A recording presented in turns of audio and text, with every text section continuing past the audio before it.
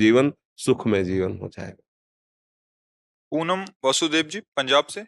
गुरुदेव आपके चरणों में कोटि कोटि नमन। गुरुदेव, क्या शरीर को कष्ट देके हम श्री जी को पा सकते हैं, या गृहस्थी में रहकर सुख सुविधाओं का उपयोग करते हुए भी हम नहीं, श्री जी को? कष्ट कहाँ देना है हमें बताओ, कि यहाँ कष्ट देना है, कैसे कष्ट देना है? भाई जल में खड़े रह करके शाम तक रात भर, या आग के आसपास जला के तपाना, धूप में बैठे आसपास आग, इनका तो अपने कभी चर्चा नहीं सुनी होगी सत्संग में अपने इधर से। अपनी तो सीधी बात है, यदि आप धर्म से चलोगे तो अधर्म में चलने वाला मन आपको जलाएगा, उसको सह जाओ, इससे बड़ी कोई तपस्या नहीं, इससे बड़ा कोई कष्ट नहीं। समझ रहे हो ना? हमें ये नहीं करना चाहिए और मन हमें प्रेरित कर रहा है, और जब हम उसकी बात नहीं मानते तो हमको जलाता है। इस ताप को सह गए तो इससे बड़ी कोई तपस्या नहीं है। अच्छा, दूसरा रबड़ी रसगुल्ला पा रहा है, हमारे पास नमक रोटी, भगवान का भोग लगा के उसके बड़े प्यार से पा जाओ, ये हमको चलना है। हमको ऐसा थोड़ी करना कि हम अन्न त्याग दिया, जल त्याग दिया, ये किया, कितने दिन। अच्छा, कौन त्याग रहा है? आप। तो आप करता तो है ही हो, चाहे भोक्ता भाव से और चाहे त्याग भाव से। और परमार्थ का रंग तब आता है जब आपका अहम गलित हो जाता है। बहुत ये सूक्ष्म विषय है। जथा लाभ संतोष सदा, काहू सो कछु न चाहोगो। हमारे मालिक जैसे हमें रखते हैं, जैसी परिस्थिति है हम उसमें राजी रहकर भजन करते हैं। बस यही सबसे बड़ी साधना है, यही सबसे बड़ी तपस्या है। और कष्ट देने का मतलब क्या है भाई? ठंडी में जब हम कपड़े नहीं पहनते थे, तो अंदर की बात कह रहे हैं, एक मार्किन ऐसे लगा ली, उसी को जब बहुत ठंडी हुई तो ऐसे बांध लिया, ऐसे। और अब जवान शरीर था तो प्राणायाम आदि के द्वारा अपने शरीर को गर्म रखते, दौड़ भाग व्यायाम प्राणायाम, तो मतलब तो एक गर्व रहता था अंदर। जब दूसरा कोई कंबल ओढ़े होता ना, तो अंदर एक गर्व आता, और उसमें गर्व में सुख अनुभव होता।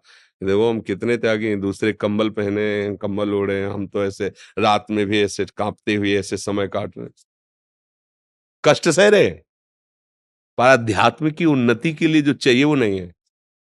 वो भगवान जब दिखाते हैं ना चोर को कि तुम्हारा माल ये अपहरण कर रहा है, तब समझ में आता है। इसीलिए शास्त्र पढ़ने से लाभ होता है, पर उससे कई गुना लाभ जिन्होंने शास्त्र को अपने जीवन आचरण में उतार के चले उनसे होता है। क्योंकि अब जैसे सूक्ष्म बातें हमने अपने हृदय में पकड़ी, महाराज एक कंबल ले लो आप, नहीं नहीं कंबल, साधु को कंबल की क्या जरूरत? कहीं ना कहीं वो अहंकार ही पुष्ट हो रहा था।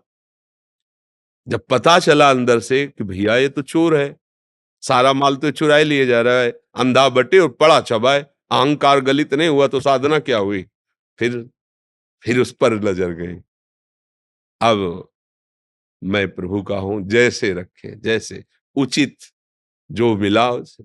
कोई दिखावा, कोई ज्यादा बाहरी, तो फिर वो तो हमें समझ में आता है कि बाहरी कष्ट से कोई उन्नति परमार्थ की नहीं होती।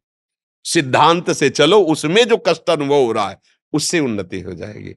नहीं तो अहंकार ही पुष्ट होता रहता है, मैं इतना, मैं ऐसा, मैं, बड़ा विचित्र खेल है। परमार्थ का भी अहंकार हो जाता है।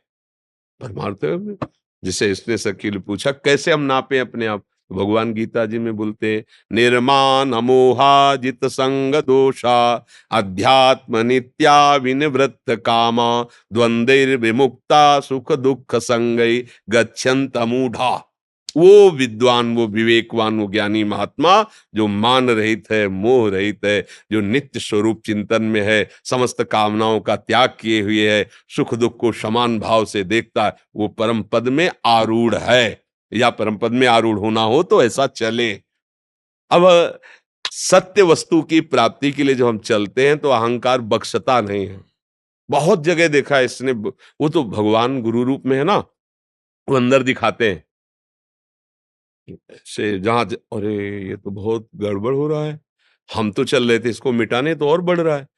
तो महापुरुषों की सभा में बैठकर, गुरुजनों के चरणों में बैठकर इसको देखा जाता है। नहीं, ये दिखाई नहीं देता, ये अन्य जगह नहीं दिखाई देगा। जैसे अपने चेहरा चेहरा कैसा शरीर का, ये दर्पण में दिखाई देगा, शीशे में दिखाई देगा, ऐसे नहीं समझ में आएगा। तो ऐसे ही जब हम गुरुजनों के समीप बैठते हैं, महापुरुषों के समीप बैठते हैं, तब समझ में आता है कि मेरे अंदर कौन सा दोष है। ओ ये तो अहंकार बढ़ रहा है, ये तो एक बार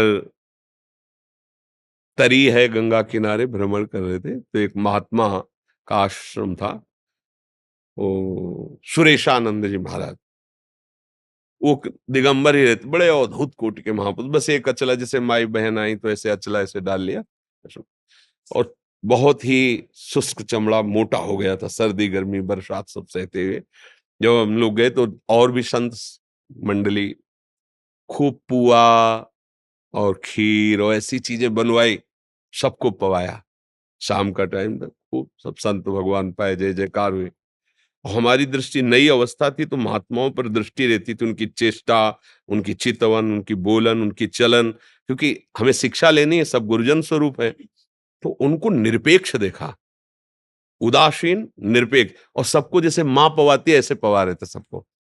जल्दी जल्दी प्रसाद पाया, और जब महाराज जी अपनी कुटिया को गए तो उनकी कुटिया में गए। वहां जाना निषेध था, उनके शिष्यों ने कहा, पर हमें साधु देख करके उन्होंने निषेध नहीं किया, सन्यासी वेश था। तो अंदर गए, देखा तो तखत और कुशासन, बस कोई चद्दर भी नहीं उसके ऊपर, और आप दिगंबर, और हाथ में 2 रोटी और इतना भरता लिए हुए थे ऐसे। और स्वामी जी, ये क्या, हम लोगों को तो आप वहाँ पुआ खीर गुलगुला ये जो देहात में बोलते हैं ना, वो आप, और आप फिर तो बहुत मृदुभाषी। उनका गुरु जी, वो सब संतों को गुरु जी कहते, उनका गुरु जी, हमारी सामर्थ्य कहाँ कि हम खीर पुआ पावे, हम तो बस कुशासन में, सीधे कुशासन में, इतना तप में, और इतने दैन्य, आम छू नहीं गया, सबको गुरु भाव से सब पूज्य। तब लगा कि देखो देखो, जैसे नहीं ऊंट पहाड़ के नीचे जाए तो समझ में आता है कि कितने ऊंचे। जब महापुरुषों की चरण धूल में बैठे तो लगता है धिक्कार है हमारे जीवन को, हमारा तो जवान शरीर है, ये वृद्ध शरीर में कैसे रह रहे हैं। गुरुजनों के समीप बैठने से ये इस अहंकार रूपी चोर को पकड़ा जा सकता है, अन्यथा ये खाता रहता है। ये सब गलित कर, साधना करते हुए भी ये जाओ मैं ऐसा। ये अहंकार ही तो है ला, ये वही बल का प्रयोग करवा दिया, खत्म खेल। जहां हमें ये देखना था सामने हमारे प्रभु हैं, वो हमने साफ वरदान दे दिया।